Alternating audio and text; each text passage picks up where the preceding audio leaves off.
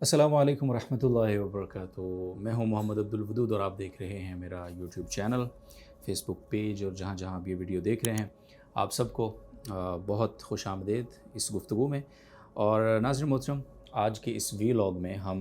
कुछ अहम जो मुल्की मामलात हैं, जो ख़बरें हैं, उन पर मुख्तसर सा तज्ज़िया आपकी खिदमत में रखेंगे। सबसे पहले तो कश्मीर के हालात आपके सामने हैं। कल वहाँ इलेक्शन हुआ, उसके हवाले से क्या कंट्रोवर्सी है मुख्तलिफ़ सियासी जमातों में, और जॉइंट अवामी एक्शन कमेटी उसके हवाले से आपको पता है कि उनका एहतजाज जारी था और अब क्या सूरत हाल है, और उनका जो धरना या लॉन्ग मार्च है अब वो कहाँ तक पहुँचा और कितनी जानों का अब तक नुकसान हो चुका है। ये कुछ डिटेल्स हैं जो आपसे हम शेयर करेंगे। इसी तरह से एक बहुत इम्पॉर्टेंट बात जो हमने आज की इस वीडियो में डिस्कस करनी है, वो ये है कि हुकूमत आगे क्या करने जा रही है कश्मीर के हालात के हवाले से, और जो हुकूमत के मुख्तलिफ़ वज़रा की प्रेस कॉन्फ्रेंसेस हुई हैं उनमें उनका क्या मौक़िफ़ हमें नज़र आता है। इसी तरह एक बहुत अहम डेवलपमेंट हुई है 27वीं आइनी तरमीम के तनाज़ुर में। आपको पता है कि ये तरमीम हुई और इसमें जो जॉइंट चीफ़ ऑफ स्टाफ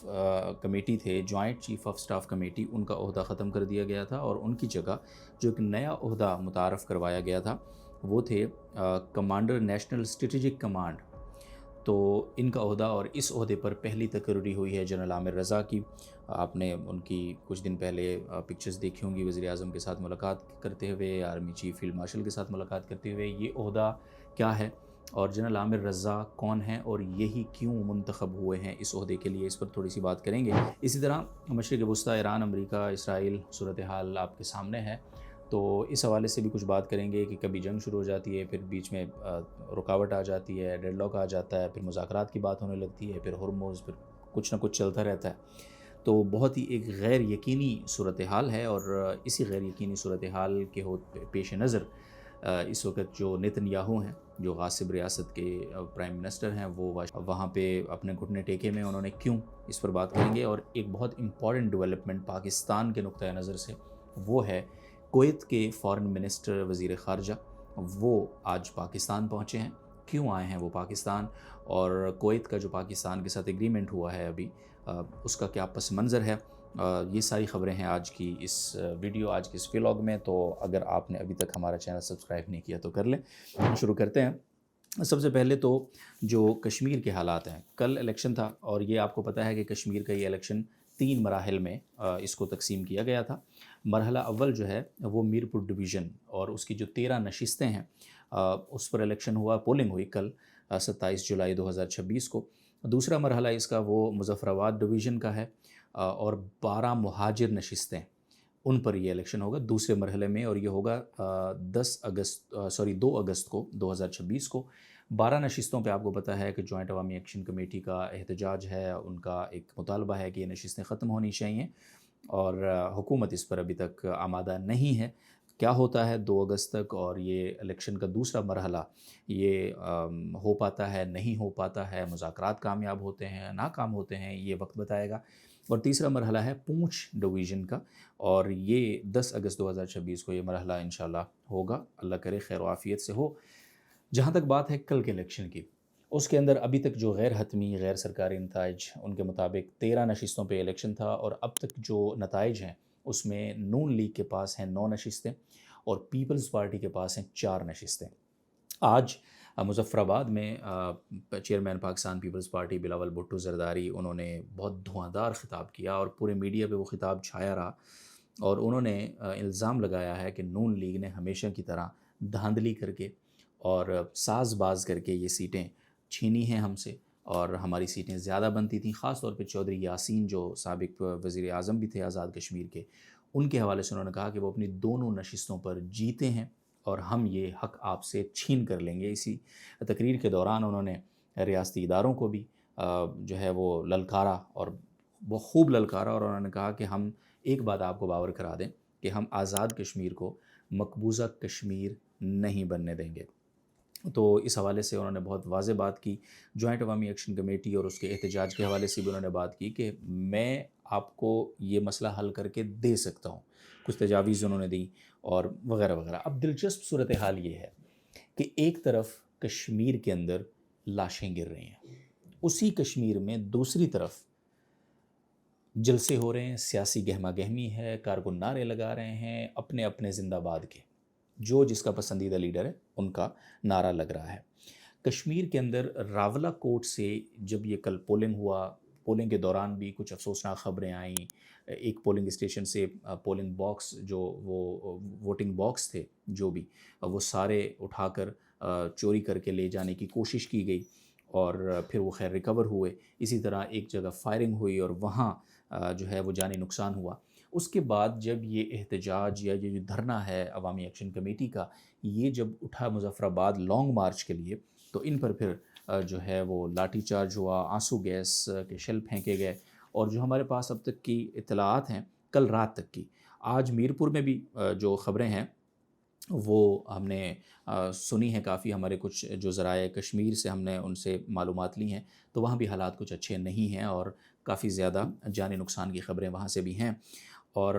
البتہ جو حکومتی ذرائع ہیں یا پاکستان کا میڈیا ہے، اس کے اوپر آپ کو یہ خبریں کم ملیں گی۔ بلیک آؤٹ کیا ہوا ہے۔ جو انٹرنیشنل میڈیا ہے اس میں الجزیرہ ہے، بی بی سی ہے، وہاں آپ جائیں گے تو آپ کو یہ نیوز ظاہر ملے گی۔ اور اس میں جو کل یعنی 27 جولائی کو جو حادثات ہوئے اور جو وہاں پہ کریک ڈاؤن کیا گیا عوامی ایکشن کمیٹی کے اوپر، تو اس میں تقریباً 19 لوگ جو اب تک کی رپورٹ ہے وہ کنفرم ہو چکا ہے کہ وہ اس دنیا میں اب نہیں رہے ہیں، اور یہ 19 لوگوں کی فہرست بھی میرے پاس ہے۔ اس میں زیادہ تر لوگ جو ہے کوٹلی، راولہ کوٹ، اسی طرح تراڑکھل، اسی طرح علی سوجل اور مختلف علاقوں سے ان کا تعلق ہے، اور نام ان کے اگر میں لوں گا تو ظاہر ویڈیو لمبی ہو جائے گی۔ یہ پوری فہرست ہے۔ نعیم بٹ، عثمان نذیر، نثار احمد کاشف، یعقوب، سردار فدا حسین، مزمل، باسط شاہ فہیم، افضل، کامران مشتاق، زرغام خلیل، ثاقب حنیف، ثاقب اسحاق، اریل اصغر، عثمان گل، جفیر پہلوان، نثار شاہین، علی حسین کھڑی، خواجہ ابرار لطیف ڈار، اور کامران حفیظ۔ یہ 19 نام ہیں جو کل رات جن کی رپورٹلی جو حادثات میں جاں بحق ہوئے ہیں۔ آج کی جو رپورٹ ہے وہ ابھی اس پر بات کرنا، بہت سارے دعوے ہیں اس حوالے سے۔ ابھی یہ بھی کچھ لوگ کہہ رہے ہیں کہ تقریباً 10 لوگ اب تک جاں بحق ہو چکے ہیں، کچھ لوگ کہہ رہے ہیں 20 لوگ جاں بحق ہو چکے ہیں، لیکن اس کی کوئی مصدقہ خبر ابھی تک نہیں ہے، چونکہ انٹرنیٹ وہاں پہ بند ہے، ٹیلی فون سروس وہاں پہ بند ہے، لوگوں سے آپ رابطہ نہیں کر سکتے ہیں۔ تو ہم نے جن سورسز کے تھرو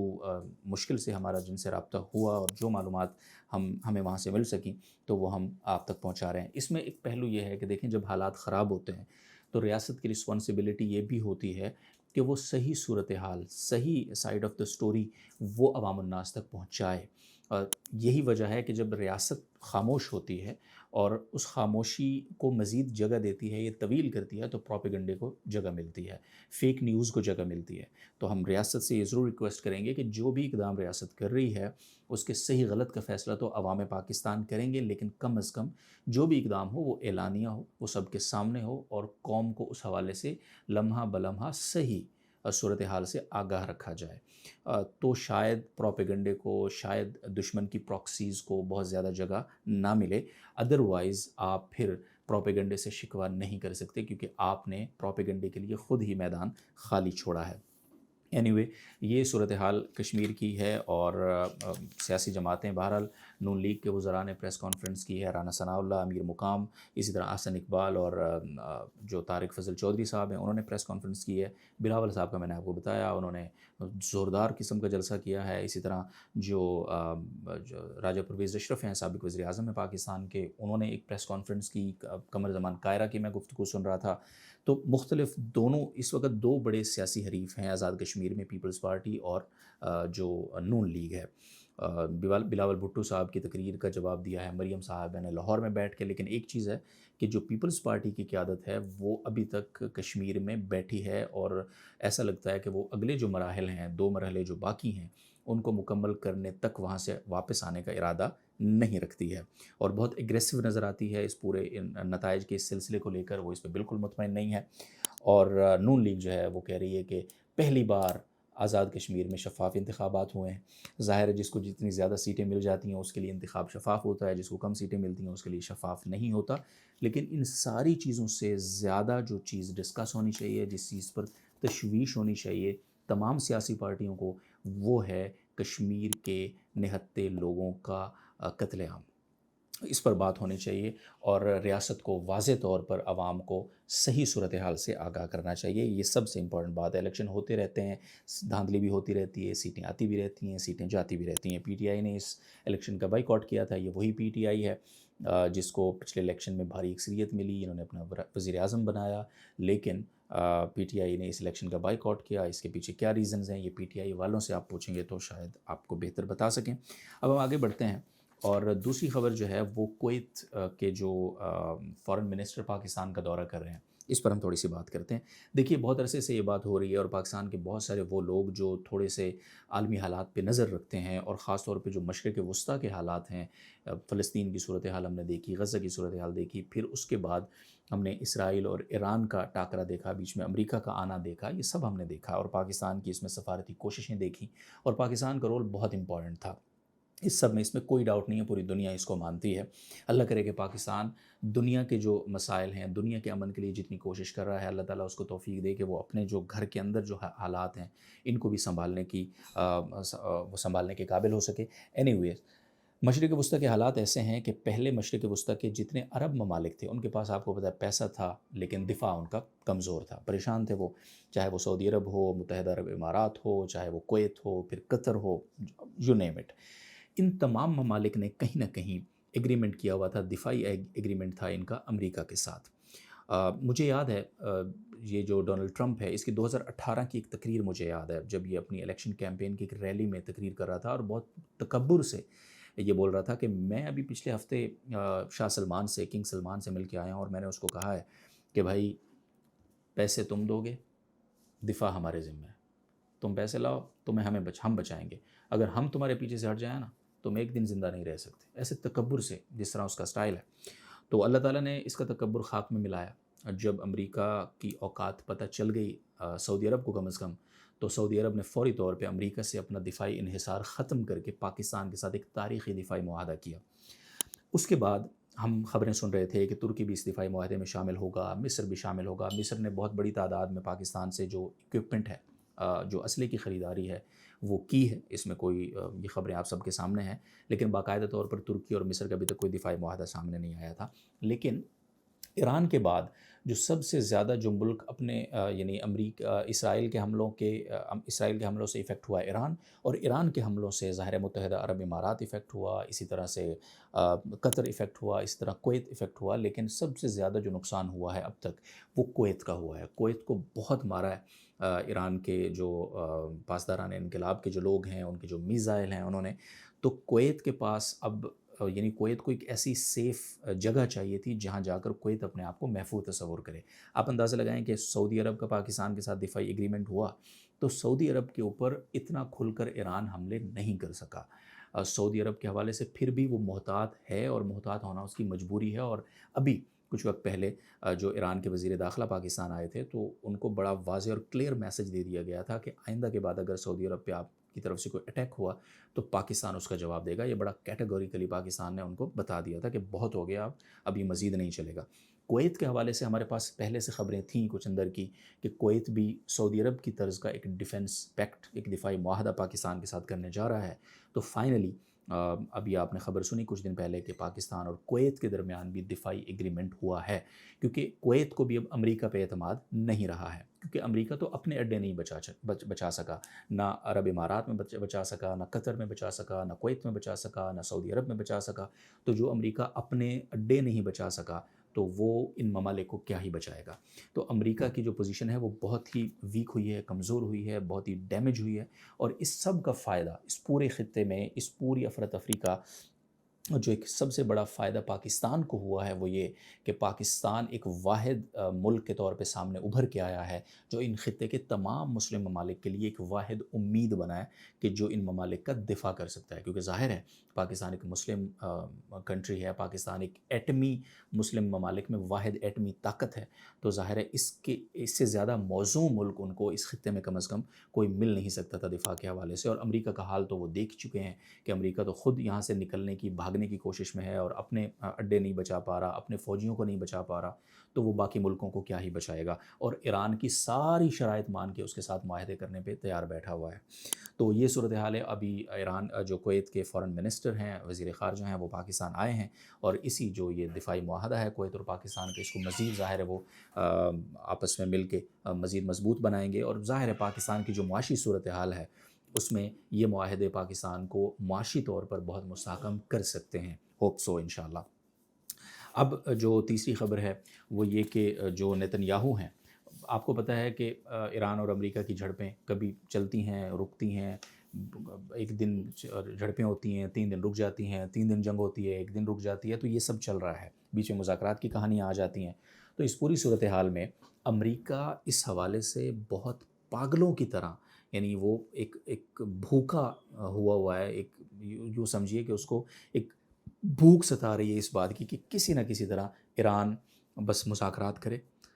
مان جائے اور ہم یہاں سے نکلیں۔ امریکہ تھک چکا ہے پوری طرح، امریکہ کے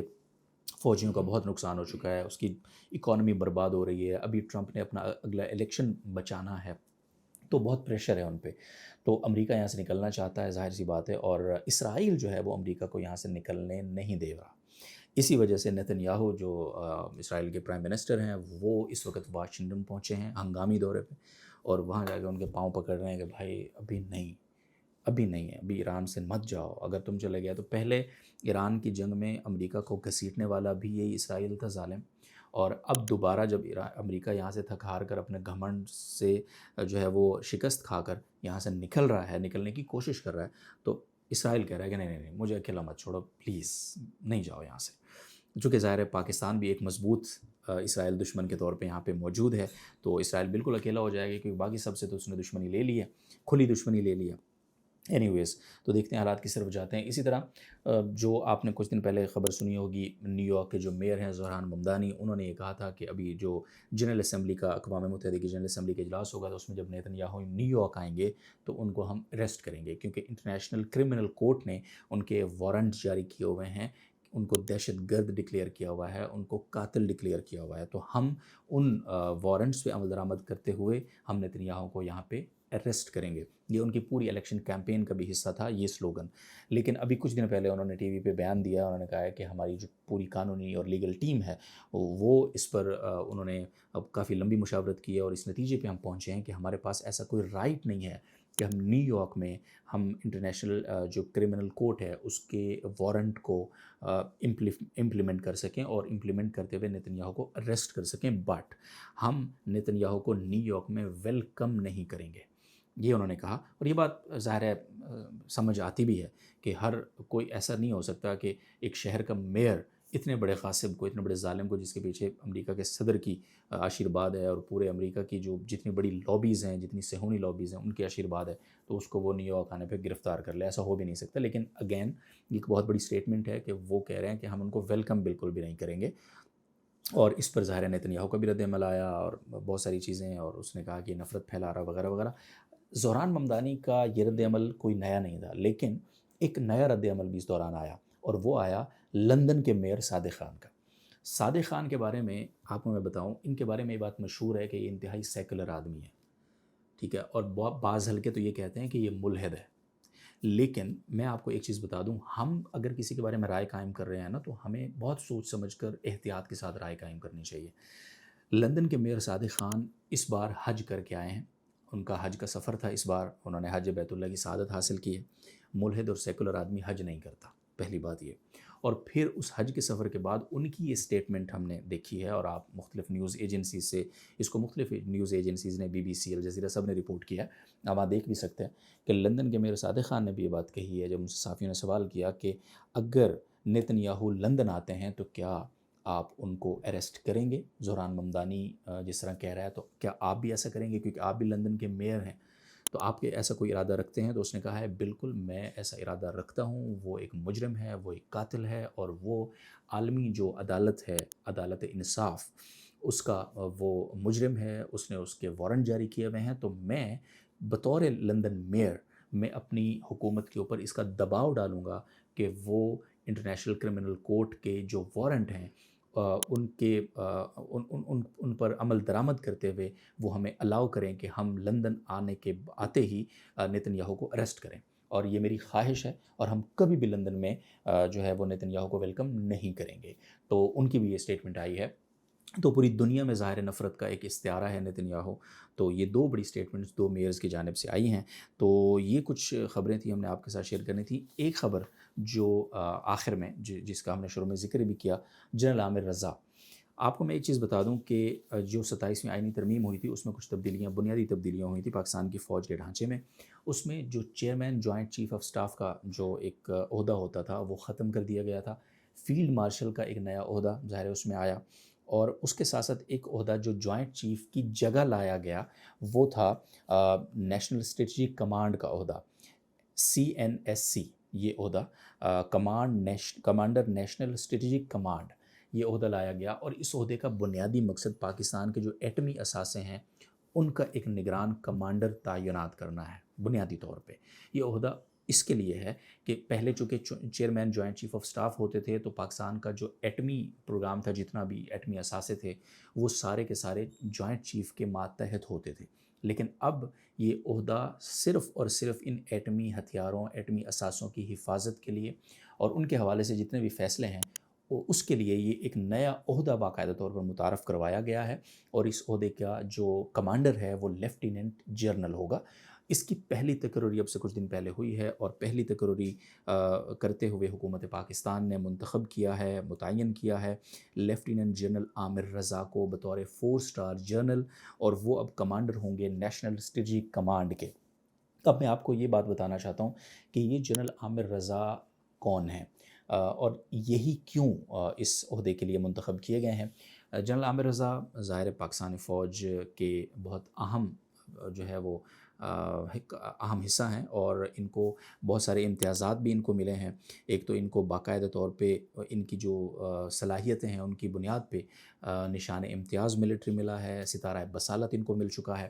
اور اسی طرح یہ ان کا جو ماضی ہے، ان کا جو کیریئر گزرا ہے پیچھے، وہ کیریئر بھی بڑا دلچسپ ہے۔ وہ کیریئر بھی انہی